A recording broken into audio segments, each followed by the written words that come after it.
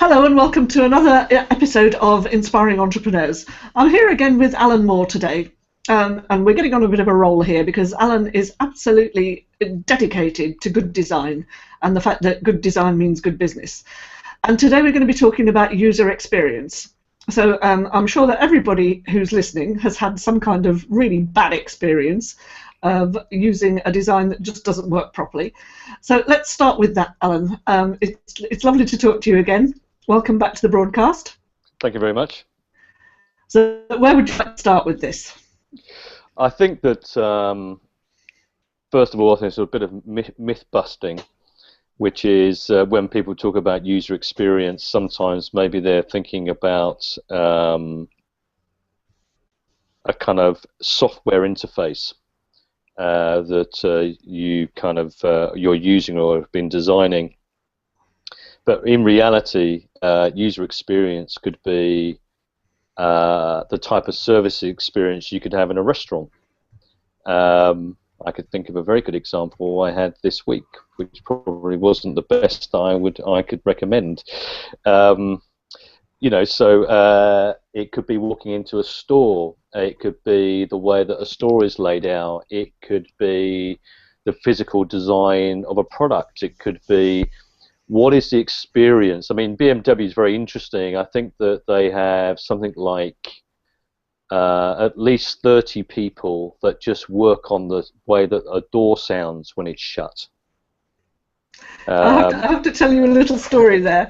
My husband's a great BMW fan, and it's as much about the design as anything for him. Even when he changes a light bulb, or something, he comes back to me and he's in raptures, saying, "This thing is just so well designed. You just wouldn't believe how much work has gone into, how you put a light bulb in it."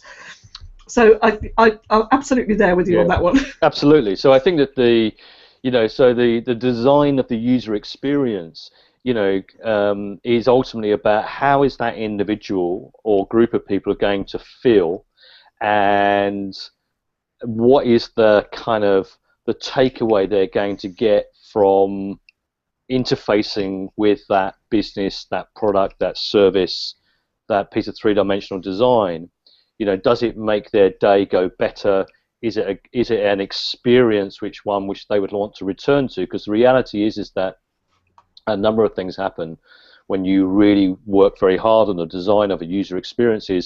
Funnily enough, people walk away and they say, just like you said with your husband, it is incredible in terms of how much I appreciate the work that's gone into making this experience for me, work. So the ease of changing a light bulb, the intelligence of, where you might place something, all of these things that we don't think about. And in a way, when they become so intuitive, that you're not even really thinking about it, then the design, again, and it's back to what we were talking about last week, disappears.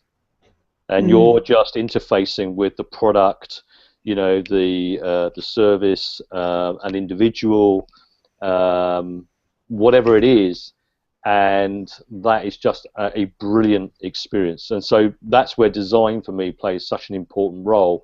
And of course, it goes back to then, I think, that kind of Bill Bailey principle, when Bill was asked about how he comes up with his jokes, and he says, "I start with a laugh and I work backwards." That is how you get to great user experience. You don't start from, well, these are all the things we can't do. We have to start from what is the greatest experience we could create, and then if we agree that that is a really great experience, how do we get there? And then for me, those just become things that you just have to do. Some might be slightly more complicated, like climbing Everest or K2, or swimming the Channel, or the equivalent of. But the reality is, it has to be done because it's worth the effort.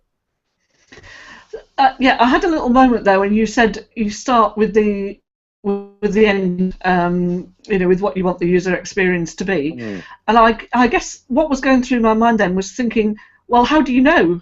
How do you know what the user is going to feel or experience until you've actually made something and they've experienced it and told you what it was like. Yeah. So I think that's right. I mean, and ultimately, to take another cliche, the proof is in the pudding.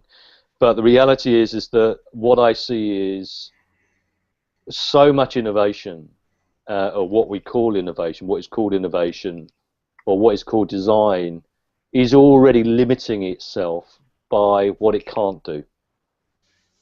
And I think that we have to strive to create, transformational experiences for people.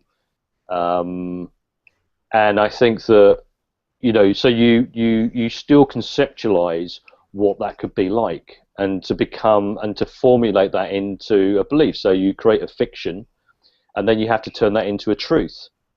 And yes, you have to prototype it, because you never get it right first time round. There's no such thing as immaculate conception, really. I still think that I see so many people, and it's a bit like, the story of working, with a company I did, a number of years ago, when I was really pushing for a very innovative form of three-dimensional design, which was pushing the design and actually the production processes to their very limits, or definitely taking people out of their comfort zone. And what was happening was there was a lot of pressure being put on me as the lead designer of the project to step back and take a more mediocre approach, because it was, in parentheses, safer. And my argument is, well, why would you do that? If we agree that actually this particular design of the product is going to give someone a much more unique experience, then all of the other things are just simply challenges that we must face. And that, for me, is the point. So does that mean that the designer then has to decide what the user experience is going to be, or are you kind of playing God there and saying, this is the way I've designed this thing, therefore you will use it this way, and this is how you'll feel at the end? Or are you looking to say, we want to know what you want out of this, and then work back from there?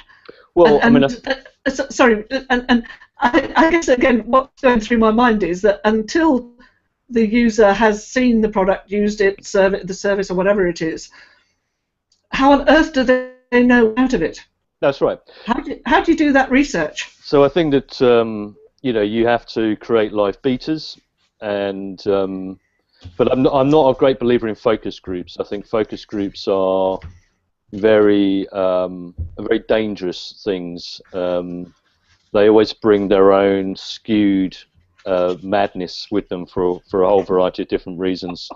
But I think that it's, you still, as a group or as a leader, you in this instance are trying to achieve, the optimal outcome, and then you have to put it into the field, and then you have to test it, And I think then the other side of it is you have to have strength of your conviction, and I would say, having spent 25 years, in business design and creating, so many different types of things, there is a certain level of experience that comes with that. So, and you have to always back yourself, and I think believe in what it is you're doing. But I still believe also it's a team game, and so therefore you have to have the capacity to really take on board lots of other people's inputs and points of view. And then I think you also have to have the humility of, when you live test it, to really listen to the feedback you're getting. Okay. And if the feedback comes back, which is absolutely, people aren't enjoying it, so what do we need to do to kind of make it work better? I mean, we're talking, in this instance, really, I suppose, and the way I've taken the question to be, this is when I'm starting with a blank sheet of paper, and we really are creating something completely from scratch. I mean, the other way is actually on a daily basis. Again, this is one of our first interviews where you're iterating all the time. Let's just try it. Let's just try it. And I think that there's a great story of a company that got into this sort of travel, online travel business, way behind everybody else. And there are lots and lots of companies out there that were already incredibly successful. But what they did was they did something different to all of the others, and every day they looked at every single pixel on that screen and thought about the user experience, and they thought about navigation, and they thought about how could they somehow or other just continually tweak the way that people interfaced and used this particular service. And after, I think, 3 or 4 years of daily iteration, they ended up being the #1 in the travel industry online, and ended up selling their company for, hundreds of millions of dollars, because they had just been relentless in looking at it. So that's another way of kind of thinking about the user experience. It's never done, and that thing about, the craftsman is always in beta. We are always in beta. We must do our very, very best to create things. But on the other hand, it's, always sitting down and debriefing about how could we do this better tomorrow. So we were going to go tomorrow. What would be the 5 things that we could do to change it? And they may even be almost imperceptible. But if you constantly work at it and think about it, what you do is you look back in 6 months' time and go, wow, how far we've travelled, how much we've learned by constantly working on that process of iteration. You've walked us very nicely into an area about the value that this adds, and there has to be, a level of investment and a level of expenditure, if you like, for Yes. people to do this design. But what you're saying is that if you do it right, it adds so much value to the business that it is worth it. Absolutely. I think that the world is a dynamic place, and business is dynamic, organizations are dynamic, and I think that we can see, back to things like, Airbnb or Pinterest, and we talked obviously a lot about, Apple, and even sort of really that difference between, say, Nokia and Apple, where, their view was that we have the technology, but we don't need to create a touchscreen phone, because we have 40% market share, and who possibly could come along and disrupt us? And of course, the reality is that, we all use pretty much, smartphones with touchscreen technology, and that has transformed the way that we interface with the world. Such a simple insight, because the reality is that, and something I talk about, which is, whether you believe that it was someone from above that, put these little digits on our hands, or whether it was Mother Nature that, constantly iterated until they got to the best possible design they could. The reality is that our fingers are designed to interface with the world in a highly sophisticated way. So the idea, therefore, that to create an interface that absolutely uses the full potential of our hand, rather than having to press buttons, because actually our hand likes to stroke and swipe and circle and push and all the rest of it, when you look back on it, it makes a huge amount of sense. And so that, for me, is really important to understand that, that constant focus and investment on design is absolutely key. You mentioned a little while ago about the process of design is never done. It's never finished. The craftsman is always in beta, if you like.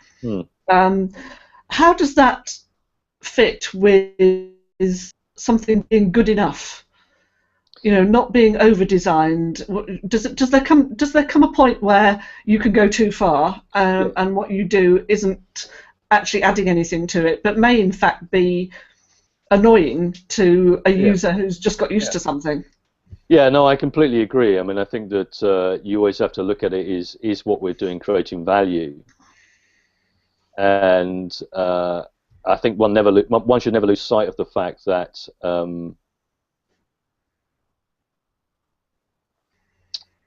one should never lose sight that you really are there just to ensure that you are creating, really good experiences for people, and so therefore, design for design's sake is not okay. I think that you can over-design things, and there was a great. We've seen that a little bit, haven't we, with the iPhone recently? With the latest versions, people just don't like them as much as the ones that they had before. Yeah, I mean, I think that obviously they are almost a victim of their own success in that sense. Only in that I think there is so much pressure from the financial community that they must be seen to constantly, in that sense, improve. There's the wrong type of pressure on the value of design in that instance. But I still think that if you look back to the original vision that Steve Jobs had, around Apple and the Apple products, particularly when he came back the second time round and really started to work on product design, software design, the design of the iPhone, there obviously must have been an ecosystem conceptualization, I think, of how this is all going to play out. And of course, then it's a failure.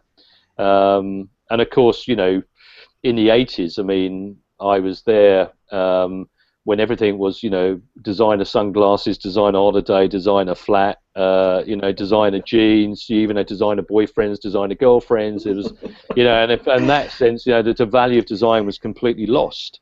Yeah. And so you should always, and I think you're right. I mean, I think good enough is it good enough? And but I think you should always be checking: are we good enough? And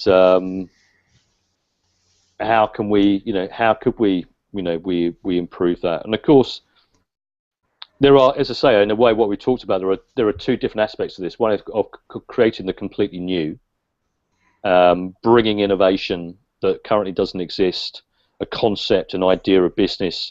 Like we talked a little bit about, one of my passions, which is, finance and money. And I think the banking industry is absolutely ripe for disruption, not because I want to disrupt it, other than the fact that currently that industry does not give value to the larger population. It's about as broken can be, isn't it? Really. Well, that's right. In the same way, actually, that if you look at the legal industry, the law as an industry for SMEs, does not serve them well. And we did quite a bit of research on that in terms of how many businesses, which is an extraordinarily high number, every year get into some serious financial difficulty because they've either taken the wrong legal advice or taken no legal advice at all, because either they feel it's not been necessary, or they're too scared of lawyers in terms of the fees associated with the value they get, so they take the risk. And that's where, for me, getting involved with a legal services company to say how could we design a business that could really serve this community properly is really exciting. So we've talked a bit about the financial services and the legal services. What other kind of industries have you been involved in? I'm thinking more of taking it from the philosophical point of view to things that you have practically done in different industries. Yeah. So what other industries have you been involved in? It's been absolutely crucial, where you've been so proud of the user experience that you want to shout it from the rooftops. Well, I think that I think actually when we launched the 95 series cars for Saab, I thought that was, a really fantastic, marketing communications approach to car manufacturer. I think that some of the work that I did with Nokia around the N series phones, working with the companies, I was extremely proud of. I think that even actually working with a data analytics company, then on the other side, this will be very hidden, which is actually really working on the dashboard of how a client company would be able to take data and use the data flows and data sets to actually start to kind of use different sort of slides and scales and whatever to look at how they could understand the large scale of sort of networks that they were currently working with, and get deeper insight from those things. I thought I was very proud of. I think actually the design of the well-being drink for Nokia, I was extremely proud for Coca Cola. I was extremely proud of, because I just think it was such a pioneering idea. And as I say, to design and commission the first and only asymmetric bottle in the Coca Cola system, when you think about how many bottles they make on a daily basis, which are all round. I was, it's a small thing, but it was a great thing. And what's your, despite not necessarily stuff that you've been involved with personally, but what's your favourite bit of design? What do you actually just love using? Well, I mean, I am a huge fan of Apple computers, and I mean, the iPhone and I've got a MacBook Pro, and they are things that I use on a absolutely daily basis. I really enjoy those. Do you think that's a triumph of design over functionality? Because I know a lot of people who say they are beautifully designed, but they don't actually work as well, or they don't have as many programs. They're not as compatible with other things as another PC would be.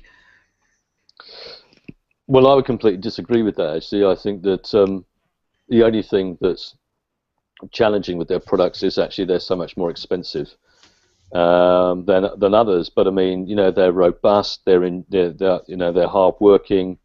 I mean, I have no problem with any application, and of course, stuff becoming more cloud-based means that you don't have the problem. I grew up using Apples right back in the late 80s, because actually all of the creative programs as a designer I needed to use were only available on Apple Macintosh. Mm. So they sit absolutely in the heartland of design. Knives are very important for me because I do a lot of cooking. So actually, David Mellor knives, I absolutely adore and appreciate. I like a sharp knife. I get very upset if I go to someone's house to cook and I only pull out blunt knives from the drawer. I get very upset actually, because they're obviously not fit for purpose at that point. That's a really good example, actually. Sort of ordinary, everyday thing that you don't realise what a fantastic thing it is until it's missing. Yeah, no, absolutely. I mean, I think all of those things. There was actually something I saw the other day, which I thought was fantastic, and it was totally reinventing how we think about locks. So these are locks on doors, but actually you have an application on your phone, and you open the door by just pressing this application, and then it'll unlock it. But the thing is that you can also then, say you've got guests coming, or you've got a friend that's coming to stay in your house, you don't give them a spare set of keys. You say, this is the code to the door, and you just put the code in, so near field. And things like that for me are just really great. I think design of hangars, hotels, you walk into certain hotels and you can see that people have really thought about how that experience is just going to make someone feel really at home. Or, I've been in other places where I've just burst into tears because it's the most alienating experience I've ever had in my life, The thing about the locks is interesting, because there's someone I know personally who has been involved in designing locks for care homes. Mm. So the staff need to get in and out of places quite quickly sometimes, but the other residents, need to be locked out of each other's rooms. Yeah. And that kind of technology I thought was again very, very interesting. All sorts of interesting stuff going on around that. Yeah, I mean, I think that's where I think the real, that thing about design is really important, which is what is the outcome you're really trying to create. And You know, there could be all sorts of quite complex issues that come into play.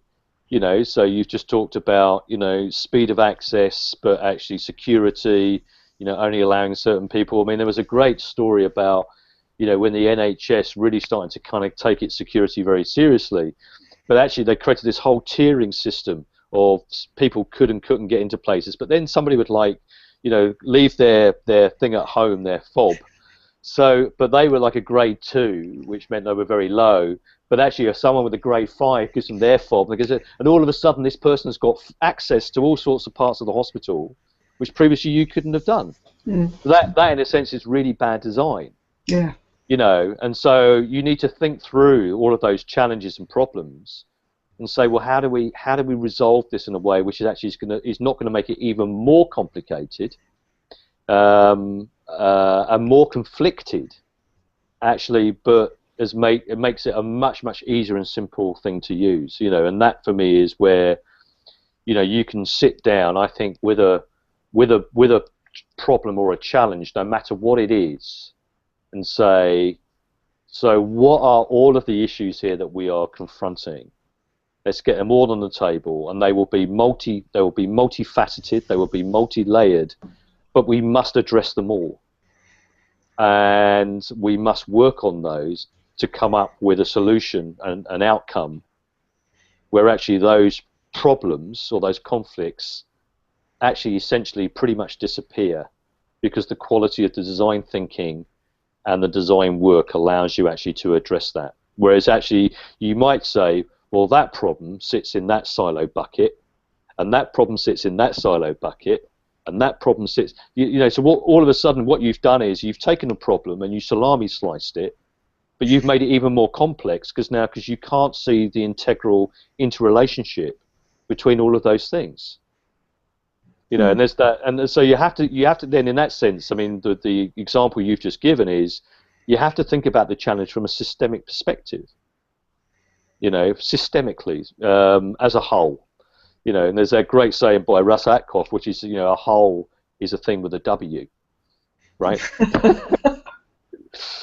And so often, design, you know, when people are faced with a problem, they're already living in silos, so they can't really address the real root cause of the problem. They can only address a small part of it, and that's when actually working on it, you know, design is about effectiveness, being truly effective.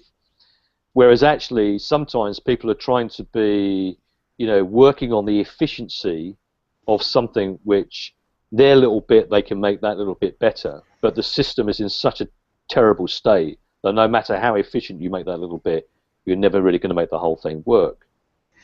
So if we go back to someone who's just starting a business, designing a product or a service or whatever it is, what's the advice you'd give them? Where do they start with all of this? You know, if they're not designers, if they're thinking, see a gap in the market where this particular service or product is needed, how do I go about making sure it's actually going to work and fit and, you know, measure up to all these criteria that you've just been talking about? Well, I mean, I think that I suppose it would obviously really depend on where that person is in terms of their maturity, their life stage development. You know, do they have any money behind them, not behind them, whatever? What's the type of challenge that they're looking at? But you've got to do your market research. You've really got to, I think, have a real belief and 100% commitment in terms of what it is you want to do. I think never be afraid to ask for help. I think prototyping is extremely important. And it may well be that you could prototype something without it costing too much money. It may well be that, you know, you need more cash to help you do that. Surround yourself by good people. One mentor is God, but 4 always show actually that there is no one way to solve a problem, but actually coming to a wise decision is extremely important. And I think that you know, in that way, really believe in that. Actually, again, I think is the proposition is you are truly striving to create some form of transformational value. So like when I looked at the lock, for example, I could just see that as a piece of real genius thinking. Using technology in a really innovative way to solve the problem of the key. And I think don't then at the end skimp on, what it looks like, what it feels like, how it feels in your hands, whether it's an application or a physical product, really invest in that, because I think that ultimately, that value will come back to you. And as when we started our conversation, the Fast Company article, I think pointed to at least half a dozen companies that were valued all over $1 billion simply because they'd invested in design and said this is part of our daily business process. This is not about hiring a designer to do a nice logo for us, and that's the end of our design journey, actually. So before we stop, do you want to just tell us about the clock behind your head? Well, actually, I'm in a new place, so I don't know much about the clock behind my head, actually. It's just, it looks like a key, and it says Oxford Street, Regent Street, via Marble Arch. So it must have been some form of clock in a tube station or something at some point, actually. Okay. I kind of assumed that you might have, it might belong to you. No, it doesn't. Obviously not. It belongs to a friend, actually. So. Okay. Okay. Interesting. Okay. Well, Alan, thanks very much for joining us again today.